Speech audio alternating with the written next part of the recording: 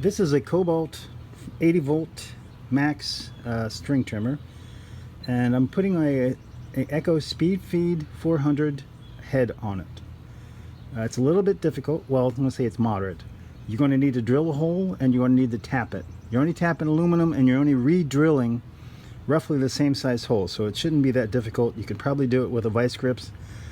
I did it with a vice. But the most difficult thing you got to do is actually remove the head off the old one. It is just right hand threads, but it is a straight screwdriver. I tried to do it a method that another gentleman had done, where he had used a impact driver on it, but all I did was start to strip it out because I don't think my head was wide enough. I knew I had this, which is a Craftsman 3/8 straight screwdriver head that you can put on a ratchet. You just slide it in there. It's pretty tight.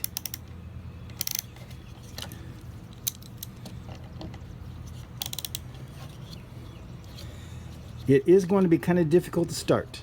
They've got thread lock on the threads, so, and after you get it to move a little bit, you can just use a regular screwdriver to hold it in place until you screw this all the way off. Alright, but that part was difficult. I had another person holding this thing in place, so you might want to do that.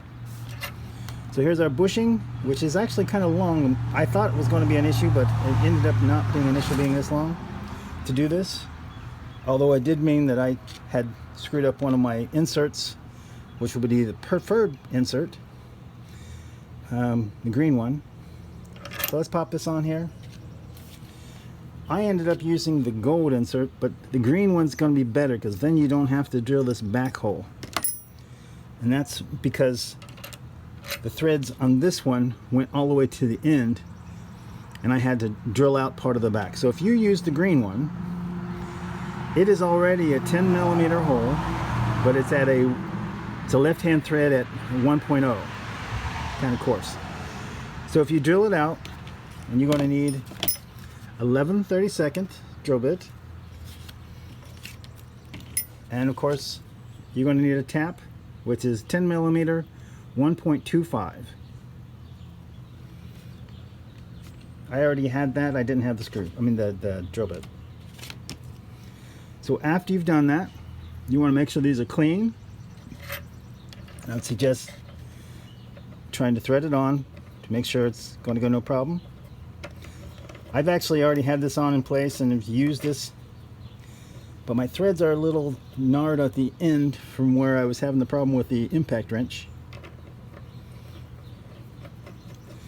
So yeah, one way it goes real easy, the back side's, and if you end up using the gold one, you're going to want to do this back drill bit first, and it only needs to go about 1/4 inch. So you've got about this much in threads, well, let me say from here this way of threads, and that's going to make this okay to work with too.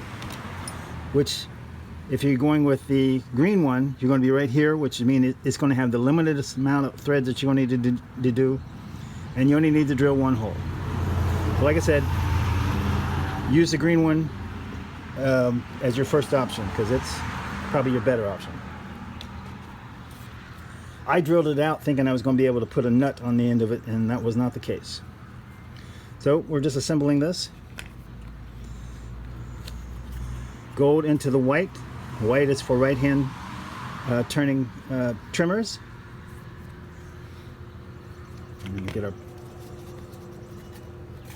speed feed base here. Slide this in here. And our ratchet. You'll see the 2 notches will line right up on there. Now this next part can be a little tricky, because you got to keep this together. Make sure this is on there too. And it's going to want to separate, and you're going to try to get this into there, and the screwdriver to start the threads. It's easier if you just try to use the screwdriver to hold it in place so you can turn this. Like I said, it's just kind of difficult to get started, so you might have to come here.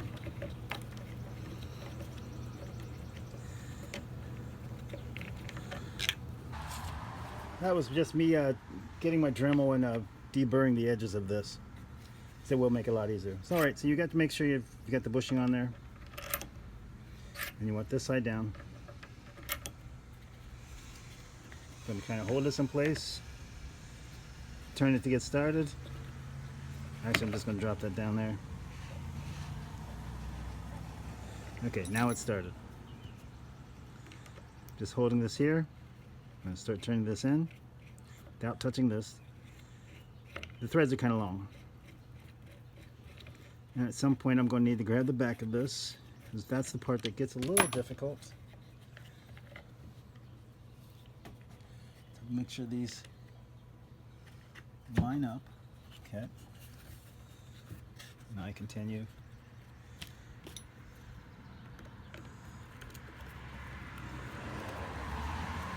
And you're turning this to the left.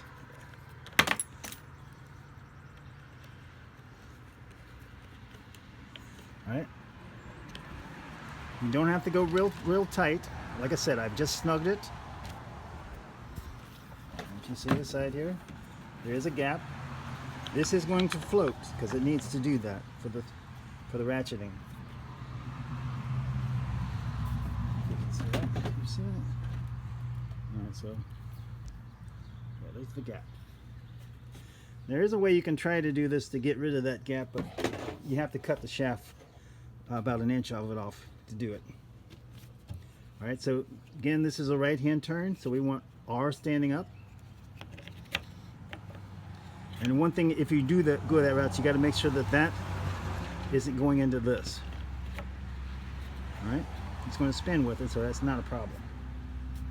Got our cap. Pop it in place.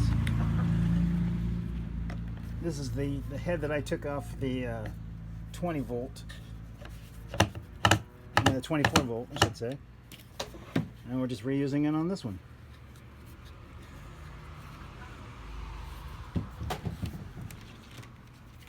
So we're just loading it up. Make sure it lines up. That's right, this isn't the ego head. Just line it through. Get about halfway. Line down there.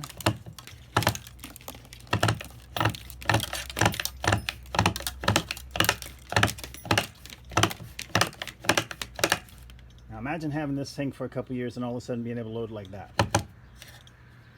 Okay, so I went a little bit too far, so I'm going to push down, pull. There we go. No problem.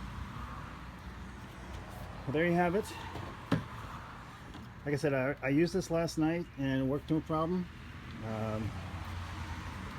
Put it on there as far as I did.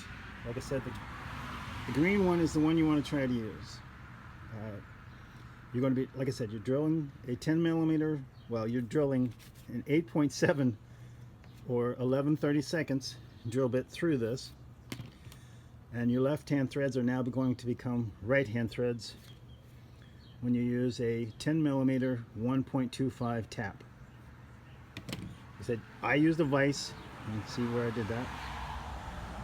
This one I had drilled through because, like I said, I was thinking I was going to use a retaining nut, but there wasn't enough thread for that. And anyways, it would have interfered with the spool inside. All right, so like I said, go with the green one first. 11/32 drill bit, 10 by 1.25 thread. Use some cutting oil when you're doing that, and all you're doing, you can just look at videos on YouTube or as far as I go, anybody that sells these, makes these tap and dies will have videos on it. But just turn in, come back off, turn in, back off. Make sure you got plenty of oil in there, and you should have no problem. Clean it off with some solvent or even with some oil afterwards, so you get all your metal shavings out. You'll get to here. Thanks, and have a good day.